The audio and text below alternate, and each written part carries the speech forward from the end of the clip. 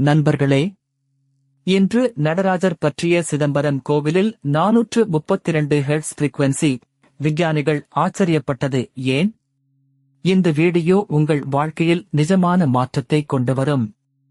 பலர் நடராஜர் அருளை பெற விரும்புகிறார்கள், ஆனால் சரியான வழிபாட்டு முறை தெரியாமல் கவலைப்படுகிறார்கள். இன்று அந்த குழப்பம் நீங்கும். பழங்கால தமிழ்நாட்டு கோவில்களில் நடராஜர் பக்தர்கள் கடைபிடித்த ஒரு மறைபொருள் இருக்கிறது. அது வெறும் சடங்கு அல்ல, உங்கள் மனம், உடல், குடும்பம் அனைத்துக்கும் நேரடி தொடர்பு உடையது. மதுரை மீனாட்சி அம்மன், பழனி, திருச்செந்தூர், சிதம்பரம் போன்ற புனித திருத்தலங்களில் இன்றும் அதே முறை பின்பற்றப்படுகிறது. அந்த மரபை புரிந்து கொண்டு செய்தால் பலன் தவிர்க்க முடியாது.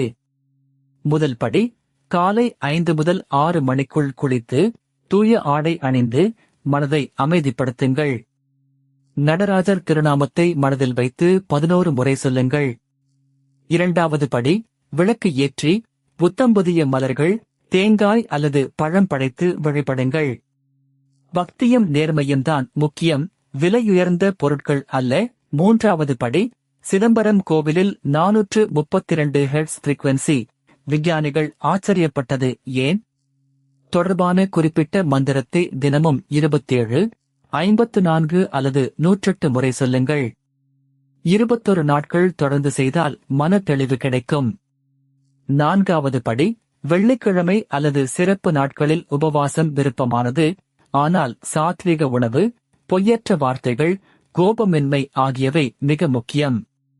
நடராஜர் அருள் கூச்சமுள்ளவர்களுக்கும் நிச்சயமாக கிடைக்கும். ஐந்தாவது படி, ஏழைகளுக்கு அன்னதானம், முதியோருக்கு உதவி, கோவிலுக்கு தன்னார்வ சேவை. இது பரிகாரத்தை பல மடங்கு அதிகரிக்கும். எதிர்பார்ப்பின்றி கொடுங்கள். ஆராய்ச்சியாளர்கள் சொல்வது, தினமும் 5 நிமிட பக்தி ஒலி கேட்பது மூளையை அமைதிப்படுத்துகிறது. மன அழுத்தம், தூக்கமின்மை, குடும்ப பிரச்சனைகள் படிப்படியாக குறையும். உண்மை கதை, சேலத்தில் ஒரு குடும்பம் பல ஆண்டுகள் கஷ்டப்பட்டது. நடராஜர் விரதமும் நேர்மையான பூஜையும் தொடங்கினார்கள். வியாபாரம், உடல் நலம், மன அமைதி மெல்ல மெல்ல மேம்பட்டது. இன்னொரு கதை, கோயம்புத்தூரில் ஒரு இளம் தம்பதி குழந்தை வரம் வேண்டினார்கள். கோவில் மரபை பின்பற்றி கைமாறு எதிர்பாராத சேவை செய்தார்கள். மாதங்களுக்குப் பிறகு அவர்கள் மனதில் ஆழமான அமைதியும் புதிய நம்பிக்கையும் தோன்றியது. தவறான நம்பிக்கை மற்றும் உண்மை, அர்ச்சகர்கள் மட்டுமே சரியாக வழிபட முடியும் என்பது தவறு. இதயத்தில் இருந்து வரும் பக்தி போதுமானது, முறை நேர்மையாக இருந்தால் போதும். மற்றொரு தவறான நம்பிக்கை, ஒரு தவறு எல்லாவற்றையும் பாழாக்கிவிடும் என்பது தவறு. நடராஜர் கருணை கடவுள். தாழ்மையுடன் மீண்டும் தொடங்குங்கள், அருள் தொடரும். இன்றைய செயல் திட்டம், இன்று இரவு தூக்கத்துக்கு முன் 5 நிமிடம் நடராஜர் திருநாமம். நாளை காலை விளக்கு ஏற்றுங்கள். இந்த வாரம் ஒரு கோவில் வருகை அல்லது வீட்டு பூஜை அறை சுத்தம்.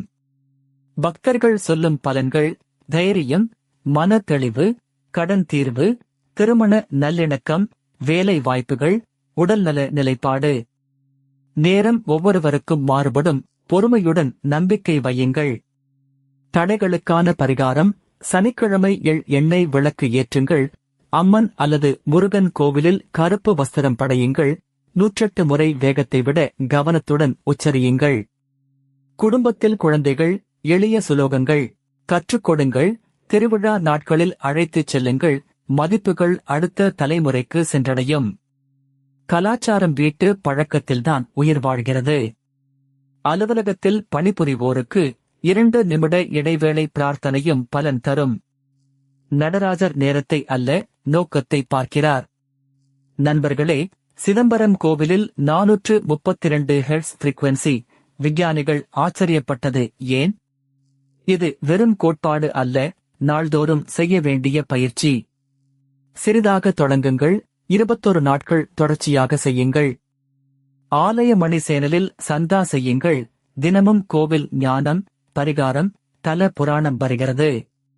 மணி சின்னம் அழுத்துங்கள், எந்த வீடியோவும் தவறாமல் காணலாம். கீழே உரையிடுங்கள், உங்கள் சொந்த ஊர் கோவில் பெயர் எழுதுங்கள். அடுத்த வீடியோவில் அந்த திருத்தலத்தின் சிறப்புகளை பார்க்கலாம். இந்த வீடியோவை குடும்பத்தினருக்கு பகிருங்கள். ஒன்றாக வழிபட்டால் பக்தி மேலும் வளரும். நடராஜர் திருவடியில் நம்முடையவர்கள். நடராஜர் பக்தி பாதையில் பொறுமை மிக முக்கியம். சிதம்பரம் கோவிலில் 432